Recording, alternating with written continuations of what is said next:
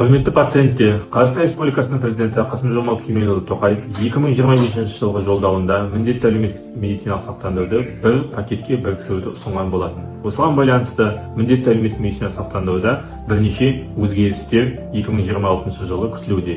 Солардың бірі болып Д және Е категориялары ұсынылды. 2026 жылдан бастап Д және Е категорияларына пациенттер тіркелу керек болады.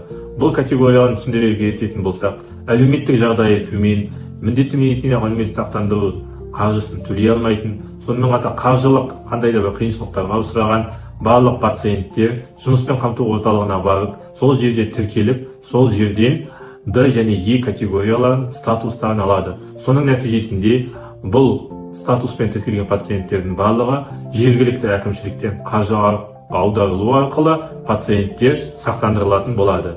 Сонымен қатар 2026 жылы болатын өзгерістердің бірі әлеуметтік ауруларға байланысты. Өздеріңіз білесіздер, көптеген әлеуметтік аурулардың бәрі мемлекеттің қаржысы есебінен емделіп және де дәрі-дәрмекпен қамтамасыз етіліп келді. Енді 2026 жылдан бастап бұл да өзгерістер болады. Тек қана 11 әлеуметтік ауру, туберкулез, СПИД сияқты бірнеше фондық сирек кездесетін аурулар мемлекет тарапынан қаржыландыратын болады. Қалған барлық әлеуметтік аурулардың барлығы міндетті әлеуметтік сақтандыру пакеті арқылы қаржыландыратын болады. Мана айтып кеткен өте жиі кездесетін қан диабеті ауруларын өздеріңіз білесіздер. Бір жылдың ішінде 600 мың теңгеден 6 миллион теңгеге дейін ем домына осынша ақша кетеді. Егер де сіз өзіңіздің әлеуметтік статусыңызды сақтандырылған статусқа өзгертіп алсаңыз, бұл ақшаның барлығын үнемдейтін боласыз. Егер де ешқандай мүмкіндік болмаса, манағыдай өзіне қаржы құю арқылы жылына 51 мың теңге төлеу арқылы өзіңіздің статусыңызды сақтандырылғанға өзгерте аласыз. Соның арқасында сіз бірнеше мәрте қаржыңызды үнемдейтін боласыз.